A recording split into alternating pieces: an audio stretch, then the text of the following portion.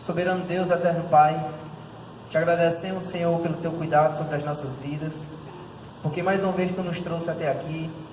Nós colocamos, Senhor, as nossas vidas diante de ti, Pai. Levamos, Senhor, nossa mente, Senhor, e te pedimos, Pai, que ela seja cativa, Senhor, à tua pessoa, seja cativa, Senhor, às coisas celestiais, e que hoje à noite, Pai, as verdades, os princípios que serão aqui, Senhor, esclarecidos, falados, os ensinamentos, Senhor, que serão compartilhados, eles possam, Senhor, ser edificantes em nossas vidas. Deus, que tu possa falar as nossas vidas, Pai, e que a tua palavra, Senhor, ela continue nos exortando, continue nos ensinando, continue, Senhor, nos fazendo crescer, Senhor. Nós somos carentes de ouvir tua voz. Fala conosco em nome de Jesus. Amém e amém e amém. Irmãos, abram as suas apostilas na página 43 e abram também suas Bíblias na carta, na epístola de 1 João. Aula passada nós vimos a carta de 1 Pedro. Eu falei que hoje nós não daríamos continuidade em sequência, não seria 2 Pedro que nós viríamos 1 João, porque na próxima aula nós vamos ver rapidamente só qual é o foco da carta de 2 Pedro, qual é o foco da carta de 2 e 3 João, e qual é o foco e os principais ensinamentos que a gente não pode deixar de falar de Judas. Esses livros que estão faltando, essas cartas que estão faltando, melhor dizendo, nós vamos ver rapidamente. Próxima aula, no primeiro momento, ali em 1 hora, nós temos que ver todos esses aspectos. Mas a gente vai fazer de forma bem direta, para que a gente consiga ver todo o material. Hoje, irmãos, eu vou estar repetindo isso no decorrer da aula. Nós provavelmente não conseguiremos ver os 5 capítulos de 1 João, tá? É muita coisa, mas eu vou fazer na sequência. Eu acredito que até pelo menos o final do capítulo 2, o comecinho do capítulo 3, a gente vai conseguir ver. Mas o que é que eu digo a vocês? O capítulo 3, o capítulo 4, o capítulo 5, se nós tivermos o norte do que é que o apóstolo João está falando, se nós tivermos o entendimento que nós vamos esclarecer hoje, o que é que João está falando, quando vocês forem ler em casa, e eu encorajo vocês e oriento vocês a lerem, vocês vão ter noção por que João está falando aquilo, qual a motivação dele, os assuntos. Ele vai continuar falando no decorrer dos capítulos 3, 4, 5, vai continuar falando sobre amor, vai continuar falando sobre falsos profetas, vão continuar falando sobre falsos ensinos, de pecado, tá? Então, muita coisa que a gente vai esclarecer hoje é uma ferramenta de como você deve ler esse livro e de que forma você deve interpretar tudo que está escrito nele, tá certo? Abriram as apostilas, página 43, a sua Bíblia em 1 João.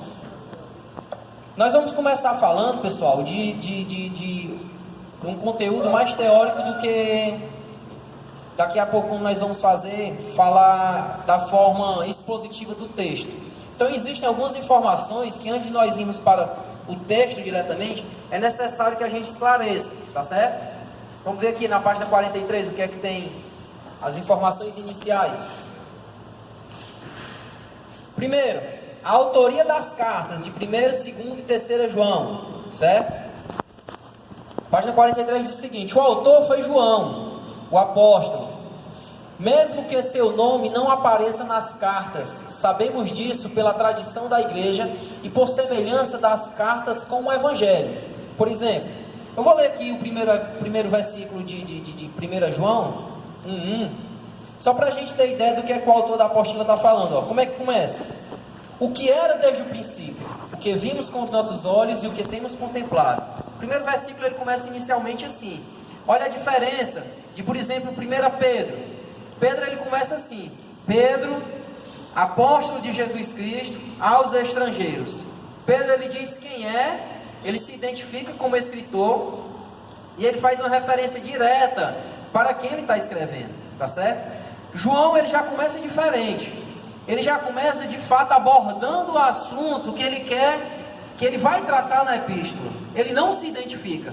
Porém, nós vamos ver que a própria tradição da igreja, irmão Ícaro, o que é a tradição? Quando nós vamos ler alguns escritos que foram escritos Imediatamente depois desses escritos aqui, neotestamentários, nós vamos ver escritores como Irineu, como Tertuliano, como Policarpo, certo? São pessoas que estiveram, se não junto, muito próximo a esse período aqui. Então, nos seus escritos, nos escritos dessas pessoas que nós chamamos os pais da igreja, e esses pais da igreja nós chamamos de tradição, seus escritos, todos eles identificam João como como escritor tanto do Evangelho, como da carta de 1º, 2º e 3º João. E quando ele identifica o escritor de algum desses livros, nós vamos ver que esses livros eles têm mais ou menos assuntos relacionados um com o outro, tá certo? Como ele está levantando aqui, olha. Tanto no Evangelho como nas 3 cartas, o escritor desse Evangelho como das 3 cartas, ele sempre vai estar falando de um tema que é a verdade. E conhecereis a verdade, e a verdade vos libertará. No Evangelho fala isso em João 8. Na carta de 1º e 2º João, nós vamos também, João está combatendo 2 vertentes opostas, que é verdade e mentira. Então são temas recorrentes, e quando a gente identifica o escritor de um deles, fica fácil nós criarmos uma semelhança entre os escritos. Outro tema que é muito recorrente, vida eterna. João em todos os momentos vai estar falando, tanto no seu Evangelho, como na primeira carta, como na sua primeira carta, que é a maior, sobre esse tema, vida eterna. Novo mandamento. Alguém sabe qual é o novo mandamento que João tanto exalta, tanto no Evangelho como nas cartas? Amor, exatamente, como já Derlane confirmou ali. Ele relembra qual é o mandamento. Na verdade, ele vai dizer que é um novo mandamento, mas faz referência. Daqui a pouco nós vamos ver. Ele fala de um novo mandamento, mas ele diz assim, ó, como foi escrito desde o princípio, como foi ensinado lá atrás a vocês. João, ele sempre vai ensinar o que? A permanecer. Ele sempre vai falar que nós temos que ter esperança, nós devemos confiar, nós não devemos perder o foco, nós devemos continuar nessa caminhada. João, ele vai sempre falar nisso, tanto no Evangelho, como nessa carta de 1 João. Ele sempre vai estar falando em guardar mandamentos, certo? No Evangelho, pessoal, nós vamos ver João falando enfaticamente várias vezes. Vocês querem conhecer quem é discípulo do Senhor? Não é aquele que conhece os mandamentos, mas aquele que cumpre. Você quer ser chamado filho de Deus? Não é aquele que simplesmente conhece, mas aquele que faz a vontade do Pai. Tá? Então João, vamos dizer assim, o autor, ele, quando os pais da igreja identificam o autor do Evangelho ou das cartas, facilmente eles fazem uma semelhança. Porque há muitas palavras iguais com o mesmo sentido no Evangelho e nas cartas. Para a gente aqui no português, talvez não fique muito claro, mas a alta crítica, melhor dizendo, a baixa crítica, que é aquelas pessoas que de fato analisam o texto, e eu não sei se vocês lembram do conteúdo que nós vimos de introdução bíblica. Existe a alta crítica e a baixa crítica. A alta crítica ela vai falar do contexto histórico, vai falar da circunstância política, social que passava o escrito. Já a baixa crítica ela vai analisar o texto. Então esses estudiosos, quando eles vão analisar, eles percebem que existem termos recorrentes. Fica fácil identificar um autor porque ele sempre usa as mesmas expressões, as mesmas palavras, os mesmos assuntos. Então, quando eles vão analisar o Evangelho e as cartas, eles percebem essa semelhança, essa recorrência de assuntos e de palavras, ok? Então o autor, fica claro que é João, não porque ele se identifica. João, ele começa a sua carta de forma diferente de praticamente todos os outros escritores do Novo Testamento. Mas quando nós nos aprofundamos no estudo dela, nós vamos ver que é alguém muito próximo de Jesus, é alguém que andou lado a lado com Jesus, é alguém que naquele período, nas circunstâncias que escreveu, ainda estava vivo. Tudo aponta para João, ok? Continuando aí, eu acho que na página 43, ele vai mostrar quem era João. E também nessas análises textuais, não fica claro isso explícito no texto, mas a primeira verdade que nós vemos, e isso é defendido por grande maioria dos estudiosos, é que o João, assim como seu irmão Tiago, ele era primo de Jesus.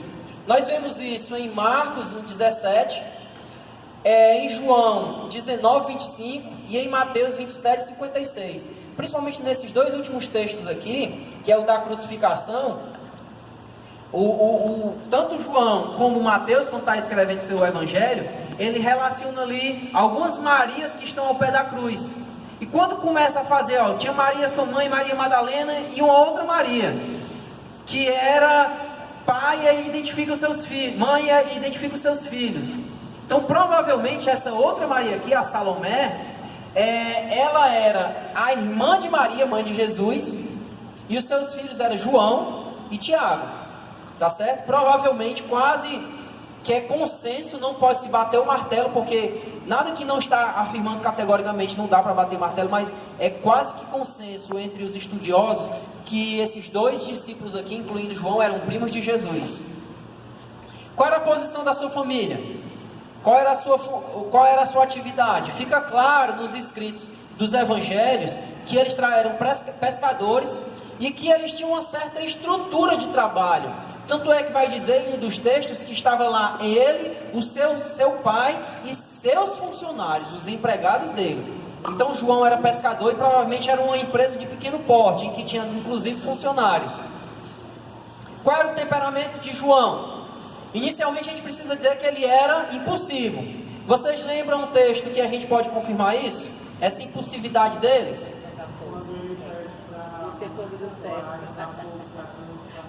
Exatamente. Está indo lá os discípulos com Jesus e eles têm que passar pela Samaria. E quando eles vão passar por essa aldeia, eles são facilmente identificados, talvez pelo semblante ou pelas roupas, que eles são de Jerusalém. E como existia a rixa entre samaritanos e judeus, os samaritanos negam a ajuda, negam a hospedagem. E eles chegam para Jesus e dizem assim: Senhor, a gente pode orar que nem orou Elias e descer fogo do céu e consumir as pessoas dessa localidade? Aí Jesus pega e diz: não, a gente não veio para isso não, João. Vocês ainda não, eu estou percebendo que vocês ainda não entenderam não qual é o meu propósito. Então é até interessante que, assim como Tiago, João ele sofre Tiago, como Pedro, como vários outros discípulos, Mateus, né? Tantos outros que estiveram com Jesus, eles tiveram o seu caráter moldado e aperfeiçoado. Um homem que rapidinho desejava que fosse punido as outras pessoas porque pensavam diferente deles. Rapidinho esse homem, nós vamos ver nos seus escritos que ele se torna o apóstolo do amor. Quando ele vai falar com seus escritores, ele diz: filhinhos. Lucas 9,54, inclusive está aqui, na referência do slide, como na sua apostila, certo? Então nós vamos ver que João, ele tem o seu caráter transformado pela pessoa de Jesus.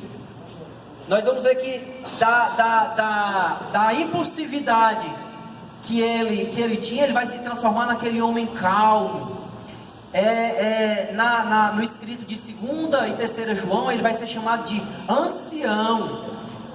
O temperamento do ancião, segundo os judeus, rapaz, era aquela pessoa sóbria, aquela pessoa que traz a palavra da conciliação, é aquela pessoa que a gente para ouvir a palavra da prudência.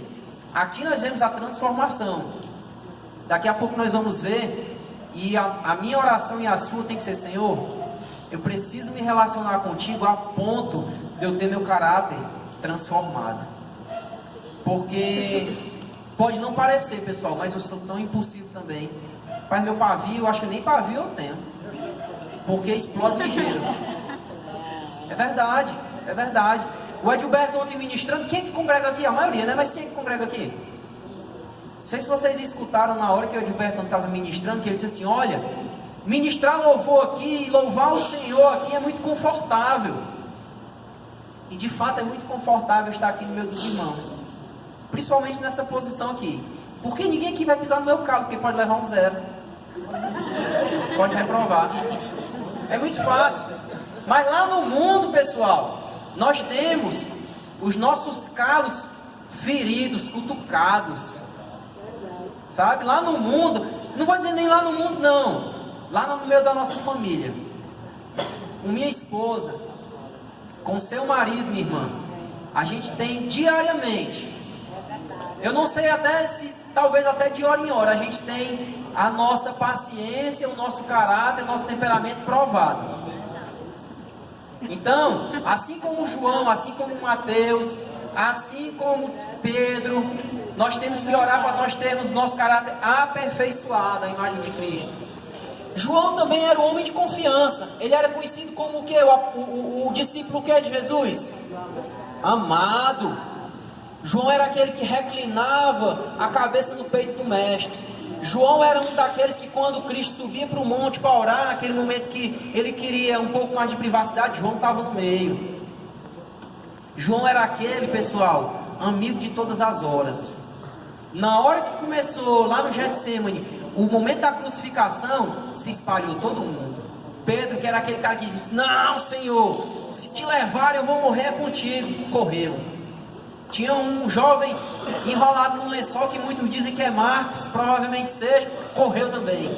Os outros apóstolos todos, ninguém viu, mas João ficou lá andando, lado a lado com ele, até o momento da crucificação. Tanto é que no momento da crucificação, ele é incumbido da responsabilidade de cuidar de quem? De Maria.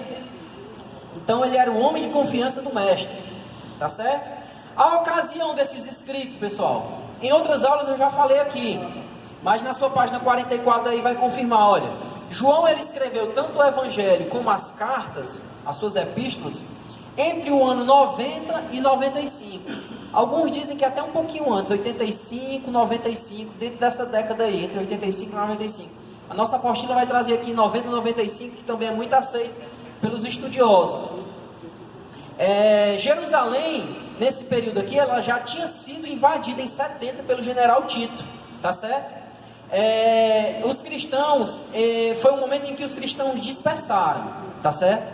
Então, o contexto, tanto do evangelho como das cartas, vai ser um contexto de perseguição, de dispersão. O evangelho, João vai escrever para apresentar Jesus como Messias. As cartas, nós já vamos ver que ele já não tem o interesse de apresentar Jesus como Messias, mas ele já escreve para aquelas pessoas que já têm Jesus como Messias. Porém, essas pessoas precisam ter a sua fé edificada, precisam ter uma doutrina melhor explicada, melhor decodificada. Pessoal, todos nós aqui, até as pessoas que nasceram num lar cristão, como eu, as doutrinas, os ensinamentos, o nosso alicerce da fé, aos poucos é que nós temos os nossos olhos abertos. É aos poucos. Você não se converte na terça e na quinta já está entendendo tudo, não. Não é você não se converte no domingo e na terça você já está expert, não. Inclusive aquelas pessoas que têm mais anos de fé.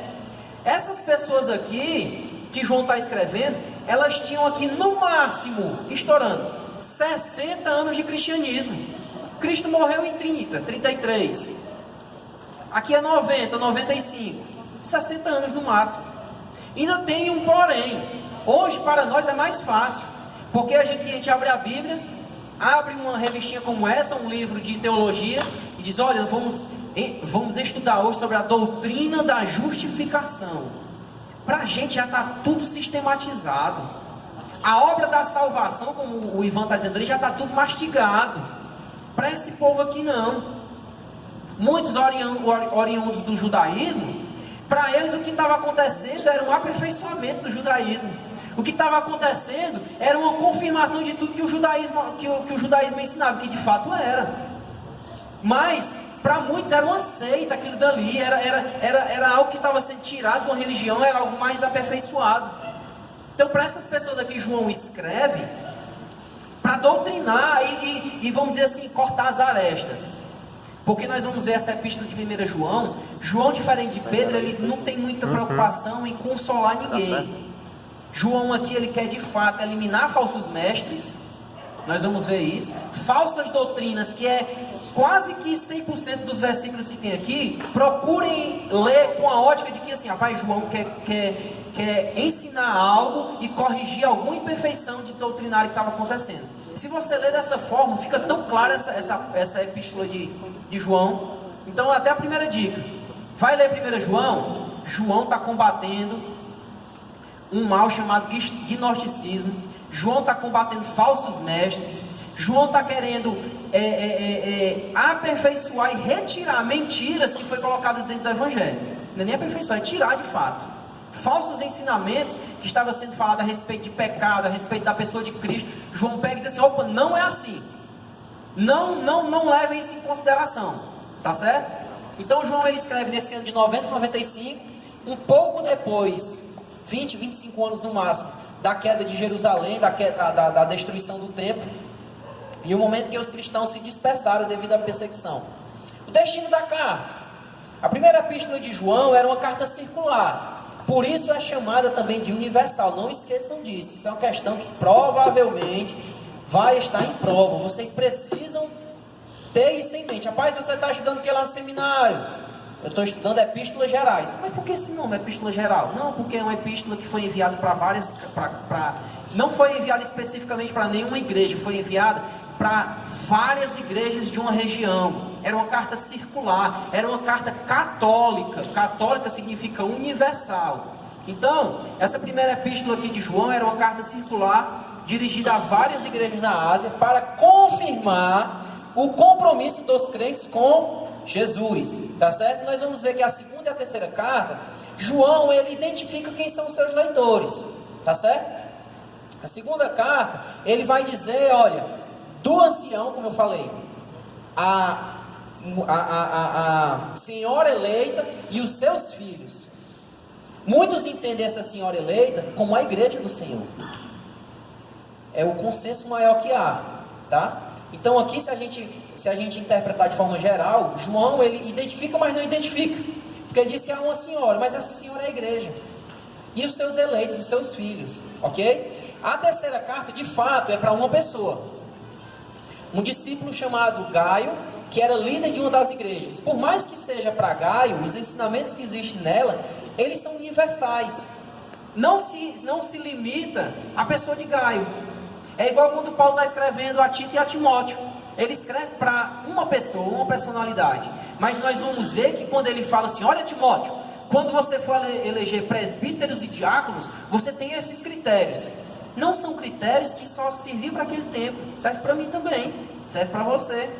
Então são escritos que eles transcendem o tempo, as datas. Eles servem para aquele povo, para aquela pessoa específica, como serve para mim e para você. Então essa daqui, a terceira carta de João para Gaio, também é uma carta universal, porque os seus ensinamentos são contemporâneos. Queria falar?